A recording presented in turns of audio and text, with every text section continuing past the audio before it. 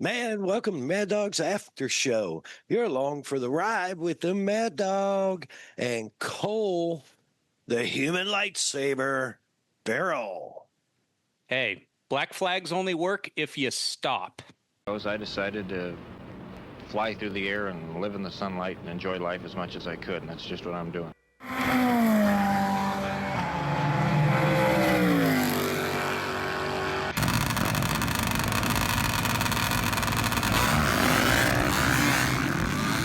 Okay, it's happening.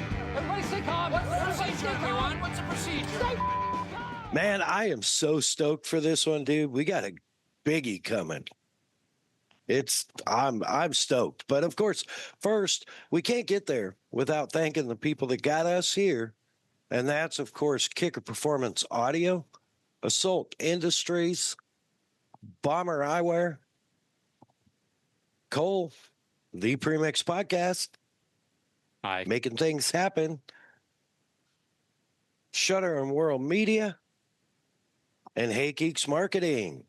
Thank you all so very much. And while we're thanking people, of course, we could not and would not do this podcast if it wasn't for the brave sacrifices from the men, women, and families that surround them, of our armed forces and our first responders. Once again, could not, would not be doing this podcast without those brave men and women.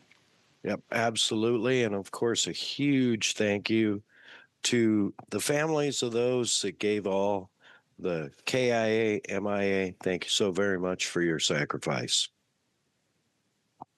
With that, woo, boy, here he comes. The man who needs no introduction. Yeah. Let's just get into it. Hey, man, let's do it. Like I said, and like Cole said, no introduction necessary, but we're going to do it anyways. Ladies and gentlemen, Rob Muzzy, the one and only. Man, I'm so glad you're here. It's so great to see you. Well, it's been a while, and I'm glad to see you too.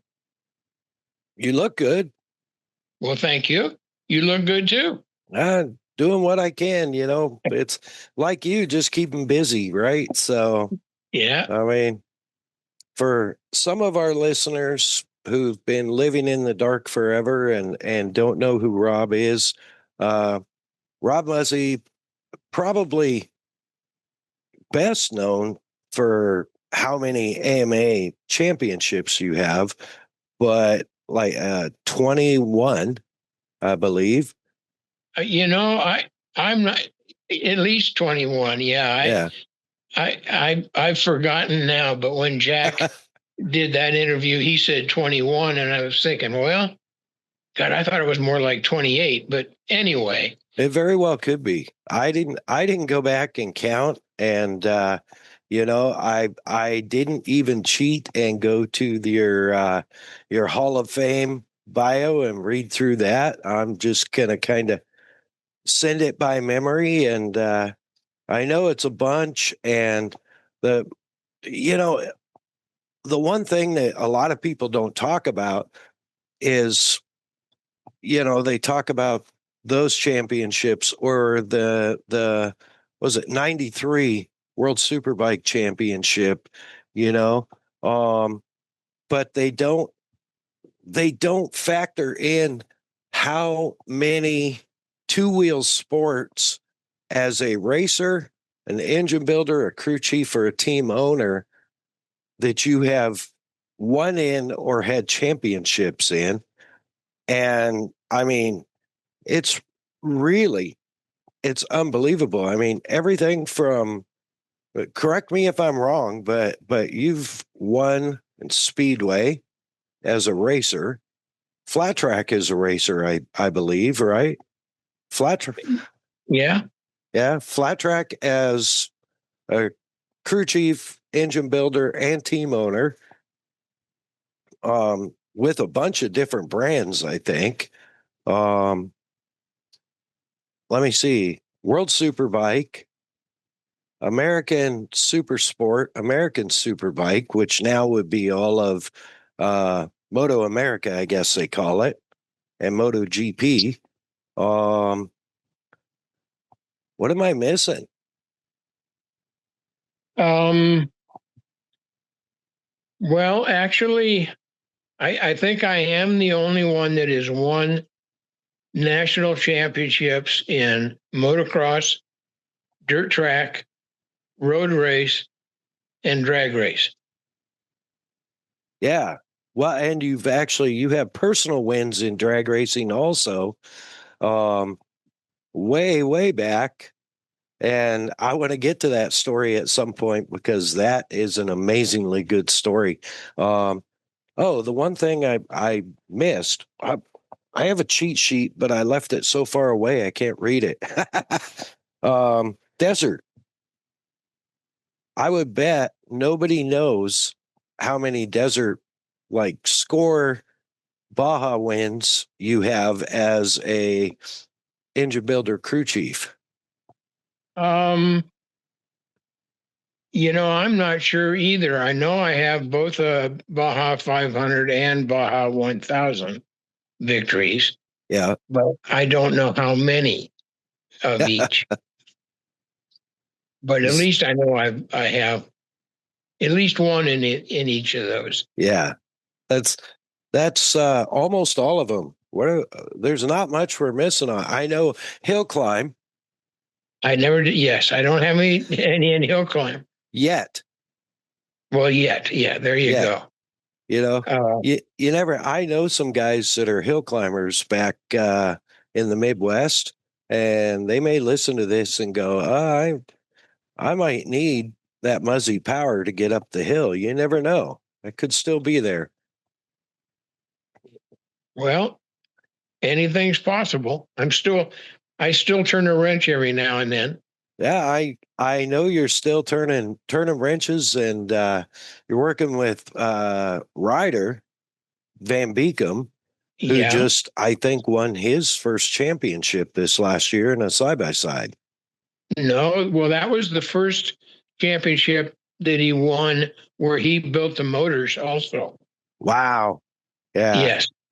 Uh, and I didn't even mention side by side because I've got championships in a bunch of different classes in the off-road racing, Yes. from 170s up to turbo Can-Am thingies.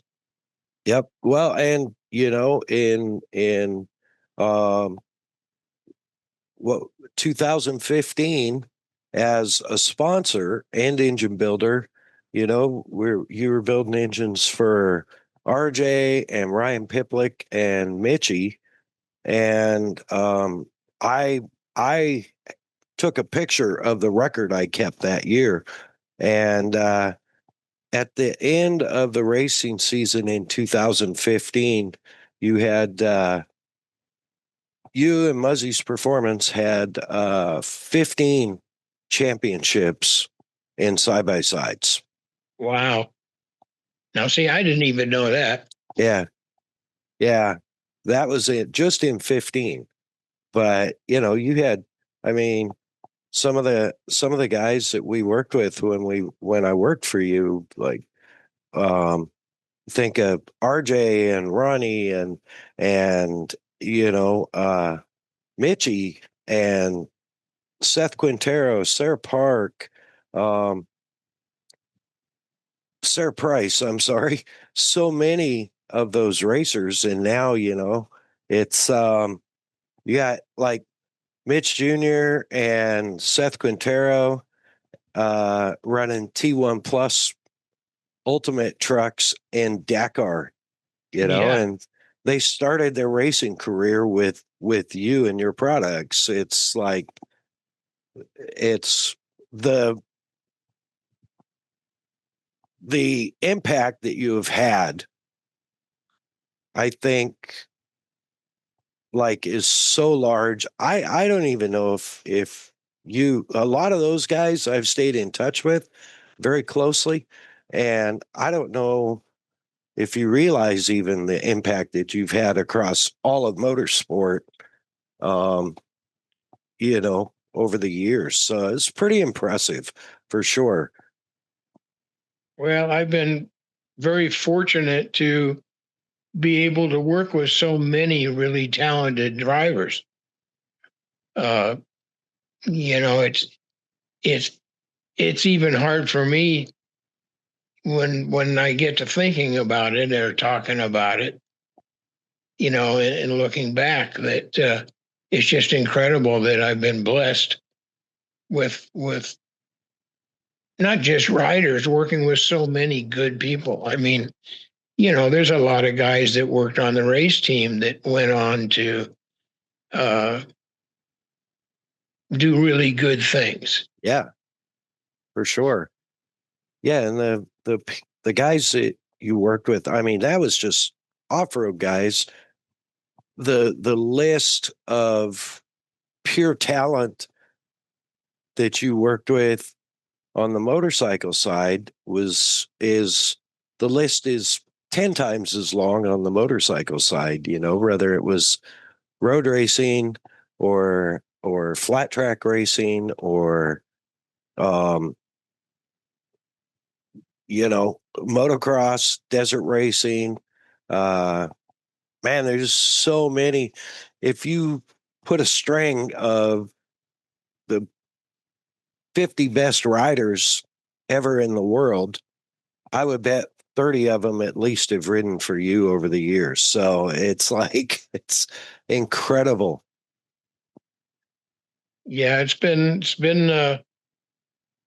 quite a ride.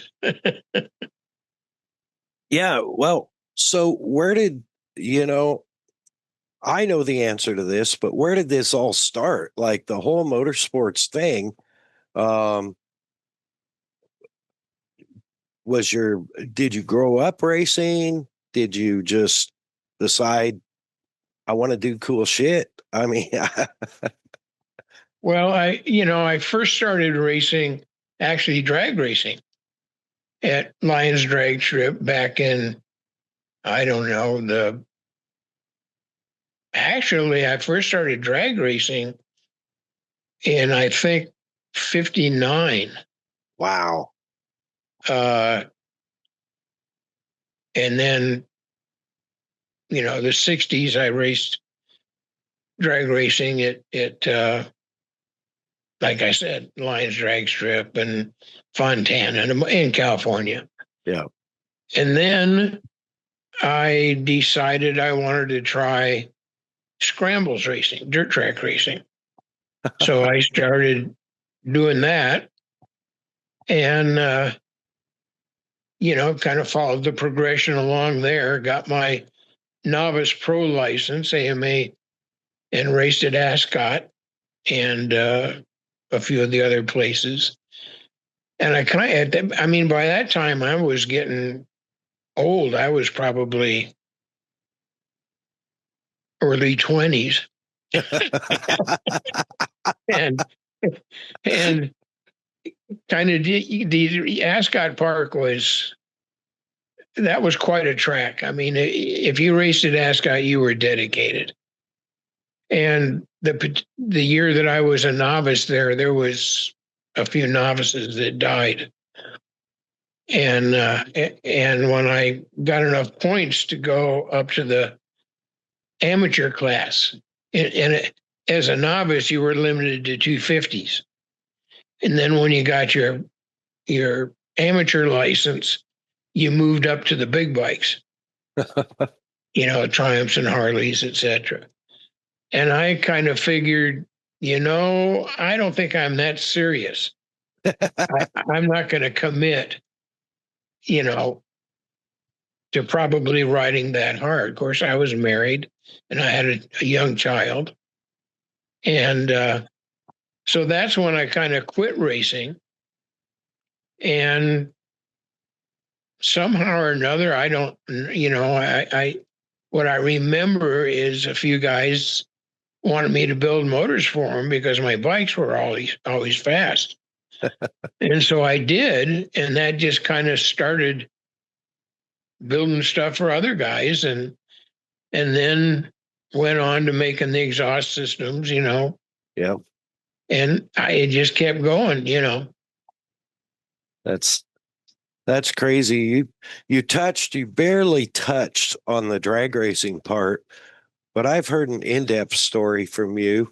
Um, that's one of my favorites was, uh, correct me if I'm wrong, but you were the first person over 150 miles an hour in the quarter mile. Yeah, that was back in 59, I think. And I rode a bike for a guy named Crazy George. Robert George was his name, but he was known by everybody as Crazy George.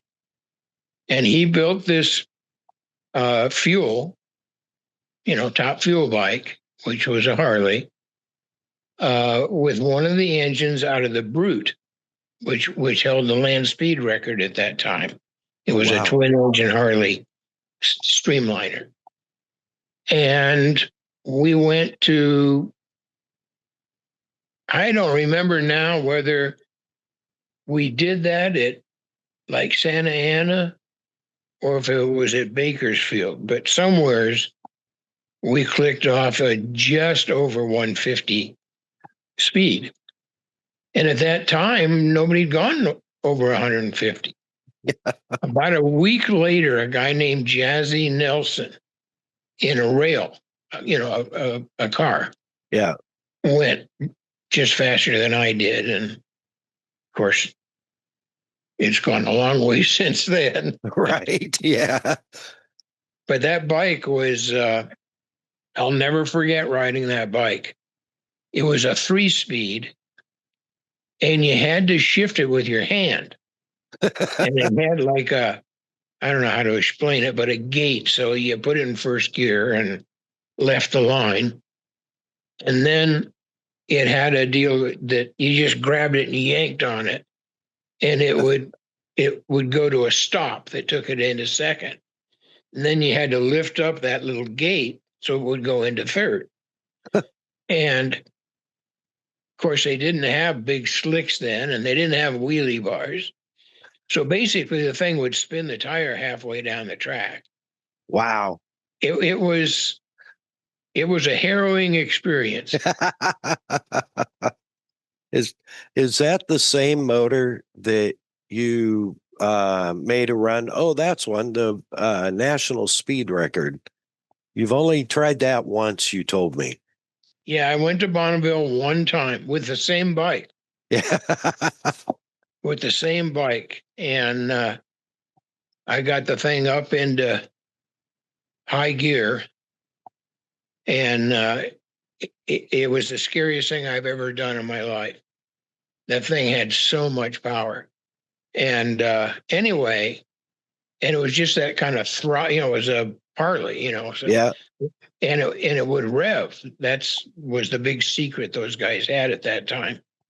And anyway, the thing was just kind of like throbbing and going faster and faster. And all I could think of was, come on, I hope you get, run out of power. And just about the time that I was seriously thinking about rolling the throttle back, boom. And all of a sudden, something comes flying by me. Well, it turns out it was the crankshaft. And it blew the entire front of the motor off. I mean, just the rear head and cylinder and back half of the case was mounted to the bike, and everything else was gone. That was my only time at. Oh, anyway, but I went through the traps at 150. Wow. With half the motor gone. Half a motor. Coasting, yeah. That's amazing. That's wow. I mean, just that. There's like that history is just crazy, because now you look at the guys that run the streamliner bikes and the world record bikes or speed record bikes and drag bikes, and you think about shifting by hand, it's like, yeah. Well, you had to and you had to reach down behind you to grab shit. Yeah, the shift lever was connected to the transmission. It wasn't like up someplace, you know. So it was behind your leg. It was behind your leg. So you had to let go of the bars at 130 miles an hour to shift, Yeah, spinning the back tire. spinning the back tire. Wow. That's I've heard that story a couple times, and it just never gets old. I mean, I picture it in my head every time, it just unbelievable. But so from there to the dirt tracks, um, is that when you started building motors and stuff? Is that when you went to Kawasaki, or is that when you went to Honda? No, my first factory job was with Kawasaki, and that's a number of years. That was about 1974. So, actually, my first actual uh, business thing was I partnered up with that Robert George guy, and we had a little shop in Culver City, California. And he was the engine builder, and I was the chassis builder. Huh. Very few people know that I actually did that, but I built the chassis, and which is what helped me, of course, when we built the chassis and stuff we did at Muzzy's. Right.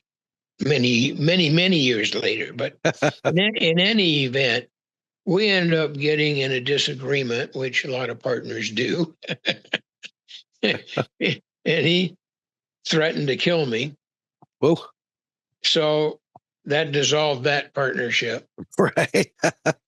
And I went back to working like a normal person. But anyway, no, Muzzy's actually started, as the business, not just in my backyard, Right.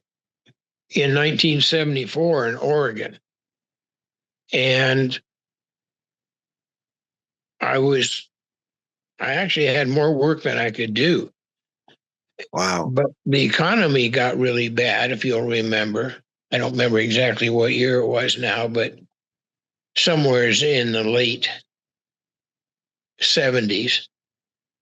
And although I was busy and had had motors all over the place, I just got worried that, well, this is, people can't afford to eat. They sure as hell can't afford to race. And decided that, well, if I'm going to do this race stuff, I should try and do it somewhere that I'd have reliable work, well, I can't think of the word right now, but anyway. And I saw an ad in Cycle News where Kawasaki was looking for a mechanic. And at that time, I knew Steve John. I had met a bunch of guys that worked for Kawasaki, and so I called up Steve and said, "Hey, what are you guys looking for? You looking for a parts changer, or you looking for somebody that's, a real mechanic?" Right. And he said, "Oh, no, you're perfect. You're exactly the kind of guy we need." So I called Gary Mathers, who was the manager at that time, and told him I was interested in the job. He asked me some questions. I gave him some background. And he says, "Well, can you get me a resume?" So I got a resume, and I got a bunch of references from, like Ken Clark, who was the race manager at Yamaha, who I had worked with. Got one from Mert Lawwell, who I had worked with. And I don't know, a couple other guys. And sent those to him. And he called me back and said, "Well, I got your resume." He said, "I'd really like to talk to you. Can you come down here tomorrow?" So I flew down to California, met with him, and and he hired me. So that was how I got into I mean, that's really the beginning of the whole thing. Yeah. And of course, we had really good success. And Kawasaki gave me all the credit. Eddie Lawson gave me all the credit. And that's really just was the beginning of it. So, of course, what I thought was my secure job at Kawasaki, they quit racing at the end of '83. We won 3 championships in a row. and when we came back from the last race, Mathers's boss was standing out in the parking lot waiting for us. And basically he told Gary, he says, well, you guys are all done. We Wow. quit. I mean, all of us were unemployed. Wow. That's when I went to work for Honda. Yeah. Honda had been trying to hire me for the last few years. And when they brought the dirt track team in-house, they really needed somebody to kind of give direction to that. So my actual title at Honda was crew chief R&D Honda Racing. So I was the head of R&D for all the racing. For all the programs. Yeah. Yeah. My priority was dirt track for the first year. Right. Well, we got first and second in the championship that first year.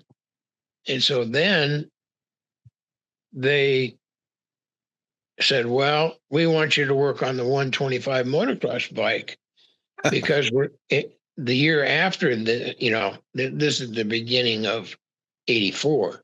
Right. In '85, we're not going to be able to use works equipment anymore. We have to use production bikes. And our 125 is not capable of winning at this time. So we want you to, that's your priority. Now, we still did all the dirt track motors. Yeah. Actually, the whole time I was there, we did the motors. I had like 7 guys that worked under me. Who won your championships that first year with Honda at the dirt track? Ricky Graham. Ricky Graham? And who finished second? Schobert. Bubba Schobert, yeah. Wow. So anyhow, we continued. I did all of Ricky's motors the entire time that he raced dirt track for Honda. And a fellow named Ray Plum did Bubba Schobert's motors. And anyhow, but I actually quit Honda. It was a very tough deal for me because all the guys that I worked with were the same guys that had been on the road race team when we beat them for 3 years in a row. And they just didn't think it was necessary for them to hire me, that they were all capable of winning, Right. But that wasn't how the manager of racing felt about it. So anyway, it was a tough deal. So and of course Honda, the bigger the company, the more the rules, etc. And I guess maybe, I don't know. Anyway, well, the manager, he was from Japan, of the team at that time. Kazuka was his name. Really a good guy. Well, I used to travel with him to all the motocross races when I was doing the 125. And I mean, it's like 32 between summer and winter and testing and everything else. So I spent a lot of time with him. Well, one of the trips, he says, I'm going back to Japan and I have to pick my successor. He says, who do you recommend? And I mean, immediately I said Gary Mathers, because he was out of work too, or actually, I think he worked for the AMA then. I don't know. But in any event, so I said, Gary Mathers. So he called Gary in and ultimately gave Gary the job. So now I'm working for Gary again. And that's when I quit. Wow. And I says, Gary, I'm really sorry, but I can't work here anymore. And he says, what? He says, you can't do that. He'd been there a little while by that time. And he says, you can't do that. And I go, Gary, I just did. I just told you I quit. And he says, no. He says, I just hired Wayne Rainey. And I promised him you'd be working on his bike. And I said, oh boy, you do have a problem. And I said, I don't know how you're going to work that one out. And because Gary and I were good friends. And anyway,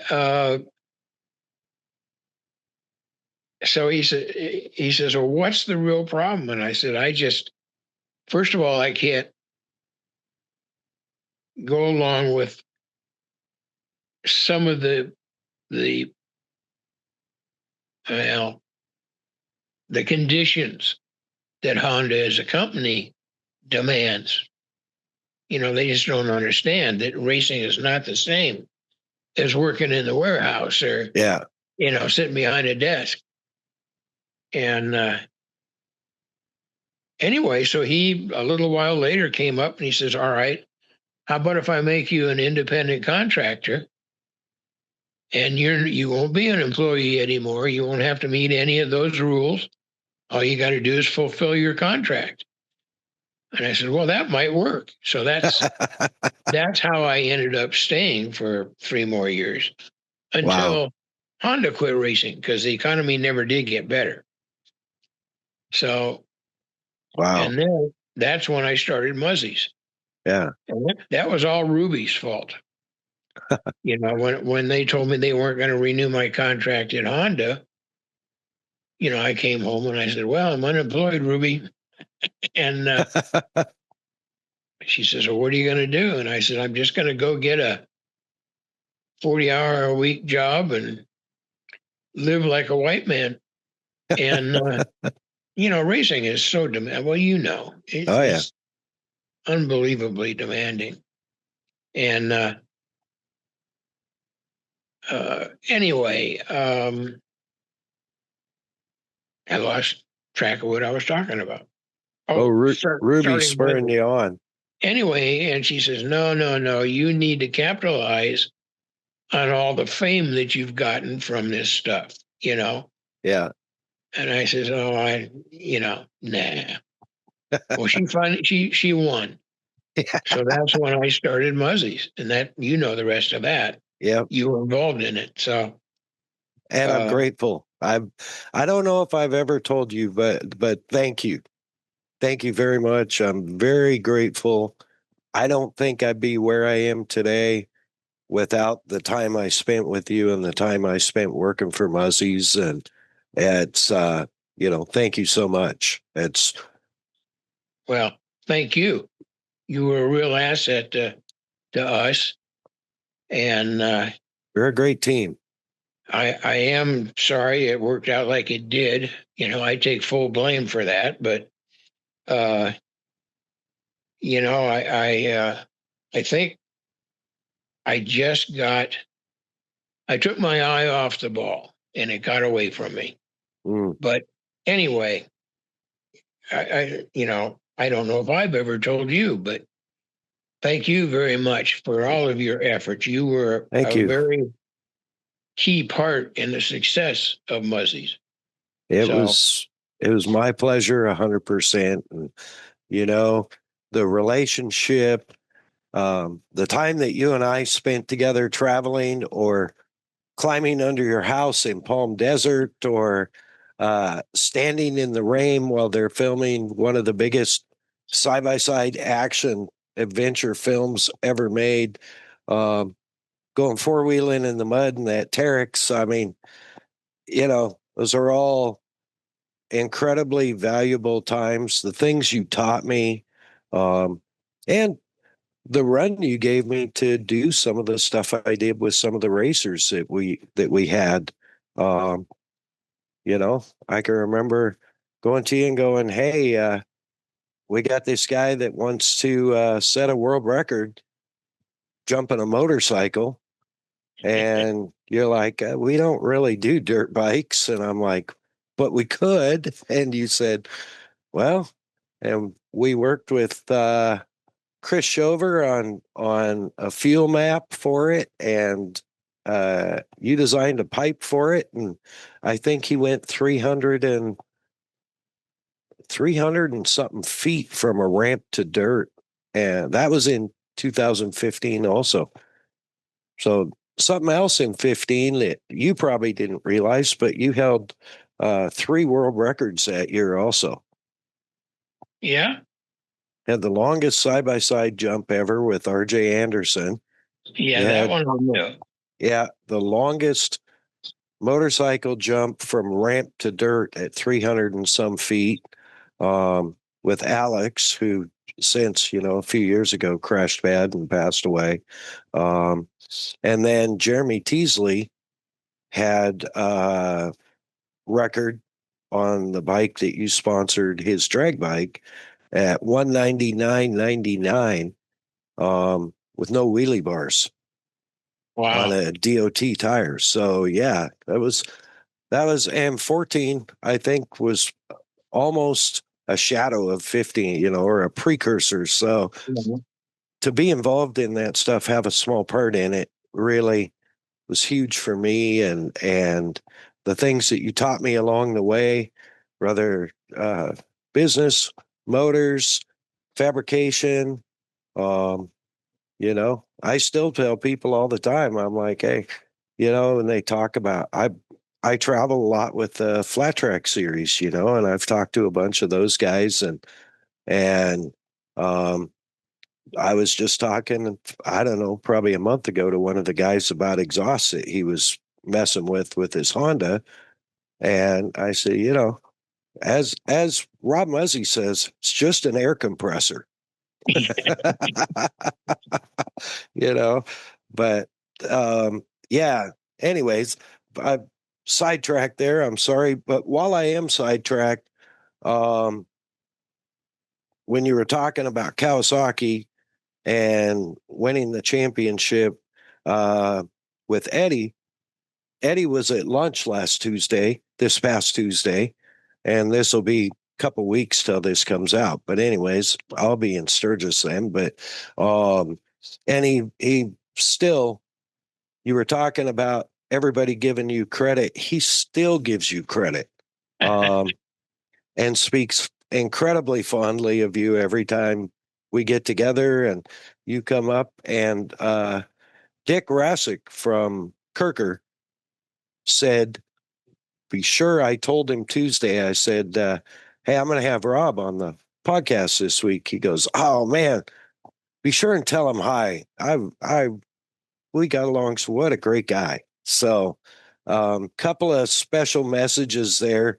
I wanted to get those out before I forgot, but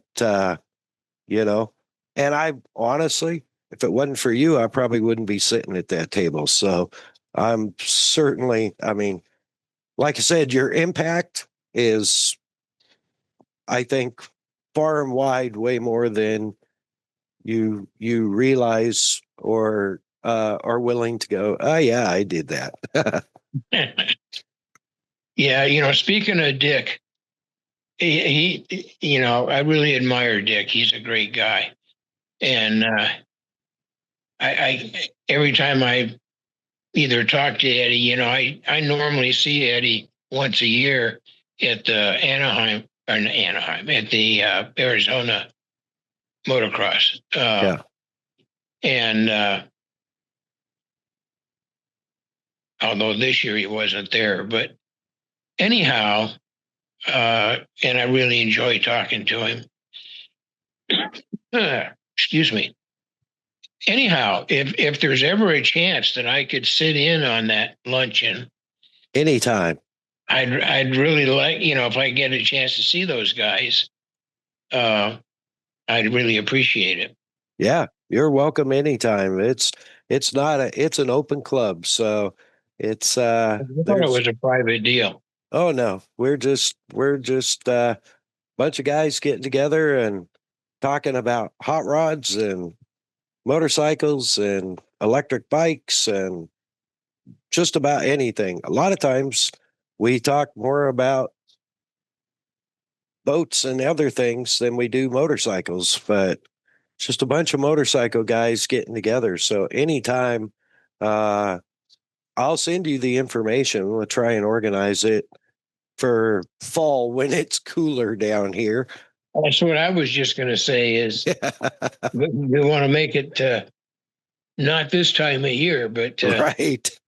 so after it cools down, and if there's some way to make sure that those guys are both going to be there, uh, so Yeah. Yeah. We'll get it figured out for sure. That'll be cool. awesome. So, but I pulled you away from your story so Ruby pushed you into starting Muzzy's Right. and you just took the ball and ran with it. You were in Hesperia then, weren't you?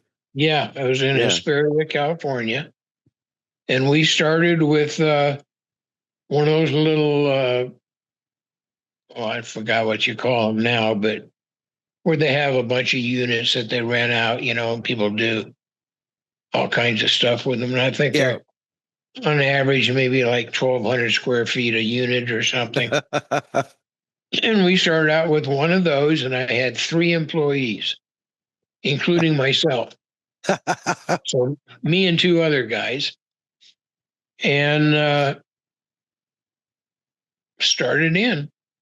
And it was, well, to me, it seemed like it was kind of slow growing, but it just kept getting bigger and bigger. And we got the unit next door and then the unit next door, and finally realized that, gee, maybe I should buy something instead of paying rent to somebody else.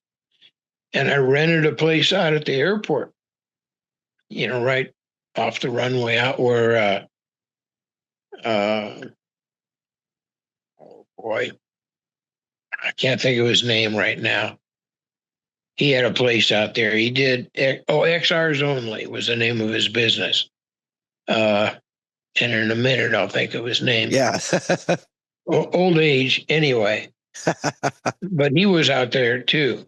As a matter of fact, at one time, that's where Electron was too. Really? Yeah, but Sparky Edmondson, who his dad was the guy that owned Electron. So, or he was the original guy. Huh. Anyway, so we moved out there, and then we outgrew that. And that's when I said, I really need to buy something, but it's stupid to buy something in California because I don't like California. I've been wanting to say I want to get out of California for years. Right. And so that's kind of how that all took place. I made the decision that, okay, we're going to move. And I always wanted to move to Oregon. And I don't know why, but for some reason. Now, wait a minute. I got something out of place here because I actually lived in Oregon before that because I knew about Oregon. Well, anyway, so it's like Thanksgiving time. And I told Ruby, I said, let's go up and look at Oregon. Let's go up to Bend because Bend was my favorite place in Oregon. And see if it's, as good as we remember it as being. And Oregon, because that's where I met Ruby. So that was way before. We're not going to go backwards, but right. anyhow, so we rented a place at Sun River and went up there for Thanksgiving. And while we were there, we started looking at property. And what I wanted was to get kind of like a ranch that would have a barn or facility where I could move the race team to and have it all there on the property. Well, we ran across the ranch that Yep. you know about and ended up buying it. I mean, like I was there for 2 days, ended up owning a ranch. Wow. So Yeah, that was an amazing facility.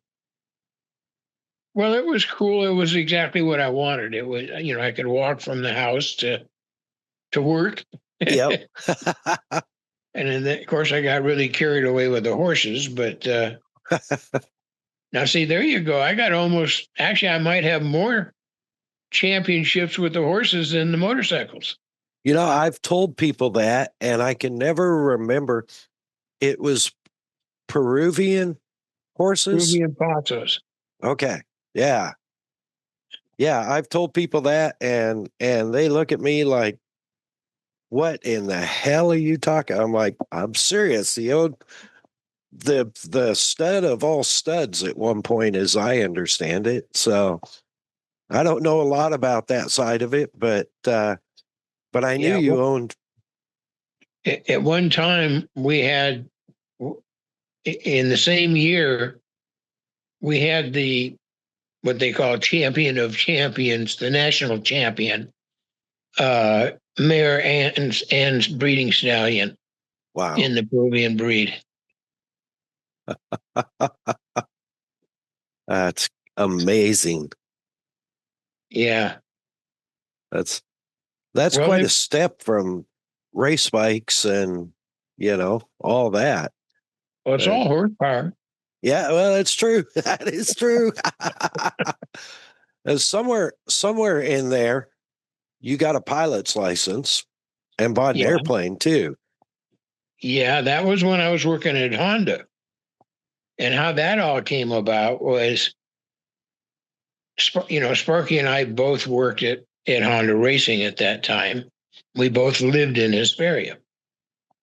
And it used to take us about 90 minutes to get from home to work on a good day. Yeah. On a bad day, you might not even make it either way. Wow. If it snowed on the Cajon Pass during the day and they closed it, you couldn't get home. Oh. Or if it snowed overnight, you couldn't get to work. So anyway, Sparky, we're driving back and forth and together. And Sparky was complaining about, having to drive. And I said, Sparky, why don't you buy an airplane? And you could fly. The airport's right there. We lived right by the airport. And I says, hell, you got to drive 2 blocks to get to your plane. Jump in the plane, you'll be there in half an hour at the most. And so he's kind of thinking, oh, yeah, that sounds like a really good idea. Well, at the time, I also had the boat. I lived on a boat for a while. Yeah. And I still had the boat. And we were staying down there. And one of my neighbors that lived he didn't live on his. He just kept it there. Anyway, he invited me over to his boat for a drink. And we proceeded to get drunk. We're both complaining about stuff that we have that we need to get rid of. And I said, well, I got this house in Oregon I still got to get rid of, and da-da-da-da. And he goes, well, I got 2 airplanes and I don't know, something else that I got to get rid of. And I said, oh, what kind of airplane you got? He says, well, I got a twin engine, da-da-da, and I've got a little 172. And I said, oh, crap, that's exactly what Sparky needs is a 172. So I asked him all about it, and he says, he tells me. And so, the next day I tell Sparky all about it. Well, apparently he goes home, tells his wife. His wife says, Nick, bullshit, you're not getting no airplane. So then I got to thinking, well, wait a minute. If it's a really good deal for Sparky, why don't I just do it? So I called up the guy and said, hey, can I come see your airplane? And he says, sure. So he had it at Orange County Airport. So we kept it. He says, yeah, come out tomorrow and we'll go fly over to Catalina and get a hamburger, a buffalo burger. And I said, all right, cool. And this is when I was a contract person for Honda, so I could come and go as I pleased. Right. I didn't do anything everybody else did. And anyhow, so I met him and we fly over and have a hamburger. And he says, well, here, why don't you want to fly? I'm going, well, hell, I don't know how to fly. And he goes, all right, it's easy. Just here, take the. So I flew along for a while. And I said, oh, hell, I'll buy it. So that's how I got an airplane. So we come back and I own an airplane, but I can't fly it. So I'm going, well, okay. So I got an instructor who was at the Compton airport, which was right next to where Honda was at that time. I mean, it was like a couple blocks away. So, I go meet him and say, well, look, I own an airplane. I need to learn how to fly it. And I need to get it picked up from the Orange County Airport, So he flies it back or down to Compton for me. Anyhow, a month later, I got my pilot's license, and I'm flying. And I flew back and forth. Sparky and I flew back and forth to Honda every day, unless it was really bad weather. And we decided we were going to go to the race in Sonoma, and we're going to fly. It took us 8 hours because there was a real big headwind, and 172s don't fly very fast. Right. And so I said, okay, that's that. This ain't going to happen again. So I traded it in and bought a Mooney, which was a bunch faster. That was a hot rod of the day. Yeah. Yeah. It was a turbo Mooney. Anyway, and it would cruise at 200, 220. And that's what I had my mid-air collision in, was the Mooney. Yeah. And then I traded that in and got a Piper Mirage, which is a really nice airplane. So that's my airplane story. Wow. Yeah, and you just brushed on, you had a mid-air collision and survived. Yeah. I mean, you talk about it like it's, that's where I had my mid-air collision, but, that's that's not a normal thing, Rob. Aircraft mayhem. Good Lord. You want to hear more? Tune in to part 2 where we'll cover more of this story and, of course, world domination in motorcycle and off-road performance with Muzzy and the Mad Dog. As always, we're grateful for our incredible partners and sponsors, Kicker Performance Audio. Find them online, kicker.com, on Instagram, at Kicker Audio, on Facebook, Kicker, Bomber Eyewear, Bomber Floating Eyewear, Bomber Safety Eyewear, Bomber Badass Eyewear. Find them on Instagram, at Bomber Eyewear, or on the web, bombereyewear.com. Of course, our man Cole over at the Premix Podcast, making everything happen behind the scenes. Shutter and Whirl Media for all your photography and film production needs from pre-production to post-production. Find her on Instagram at Shutter and Whirl. Of course, Hey Geeks Marketing, handling all of our social media templates and our website. You can find her on Instagram at Hey Geeks Marketing or on the webs, heygeeks.com. See you in part 2.